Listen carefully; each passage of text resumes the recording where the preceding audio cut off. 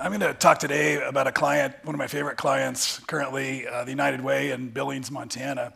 They're a non-governmental organization, and I believe they're the first or second United Way that's been using ArcGIS Online to address low-risk populations. So we're going to focus on, I was really happy that David introduced this public health topic this morning.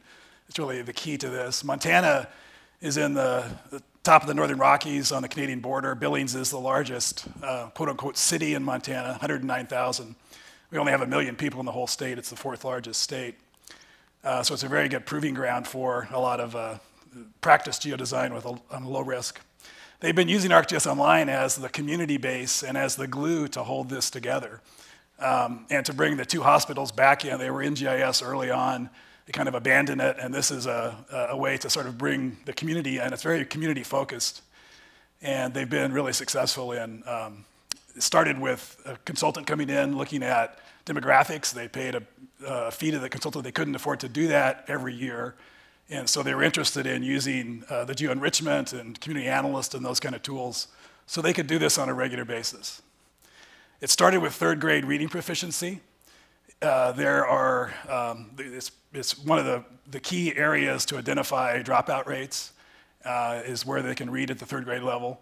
Half of everybody that's incarcerated in the US is a high school dropout, and more than I think 50% of those on public assistance are dropouts, so it's a significant cost to society. Aside from the opportunity lost in that, $260,000 is what we invest in everybody that's dropped out of school. The line on the graph on there shows the typical low income in orange, their reading proficiency at about a 40% level. The green are the haves, people with higher incomes, so lower incomes are at risk. The map that we see here circles the area in South Billings, the downtown area. Interesting with Joe's earlier discussion, a lot of times in the rural parts of the country, the population at risk lives in or near downtown. And that area is the pocket of poverty, and that's where many patterns, we'll see that again in a few places. We looked at 5 years, they used Crime View, so we looked at 5 years of crimes affecting children in the area, and again, it circled, the hotspots circled that South Billings area. We began to look at other factors. I was impressed by the Esri Health User Group meeting this year in Colorado Springs, and Dr. Larry Green, I think, talked about the community, health in communities, community of solutions. And that's really what's happened here. They've broken down the silos.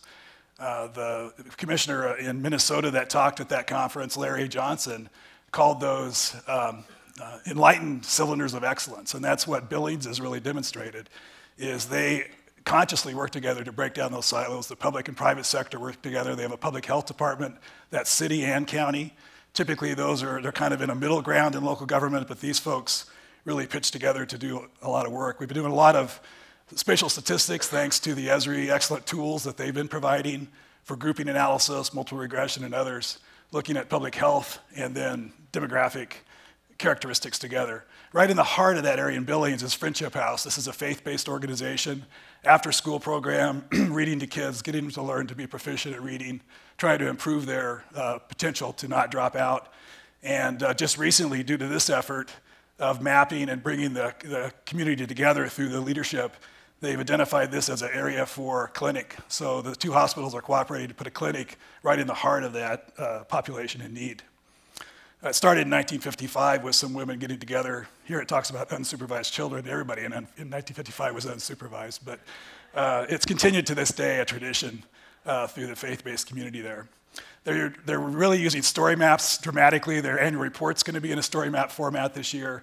And it's a way that they can tie services to the community. They can show through a tab story map what services might be provided and then bring in the public and private sector to indicate where that could be of assistance.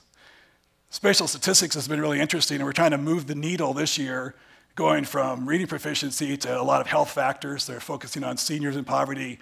The hospitals are using us as a consultant to work with the HIPAA requirements for privacy so that they can actually look at some of this data at a finer scale. Then we'll generalize it for them into HEX and other types of analysis units. But this has really moved the needle. It really brought the CEOs that were involved, the hospitals and others, to action based on the maps that were presented. So a lot of things coming up next year, including more story maps, more analysis, And it's a real success story due to the communities there of non-governmental organizations working with the public sector. I think they taught the Folsom Report in 1966, 50 years ago, identified community health as a community affair. And now they're starting to recognize this. We saw Duke and Loma Linda and University of Denver talk at the health conference about the importance of health, and it's certainly at the core, as we've all heard today, of geodesign. So. Great. Thank you, Ken.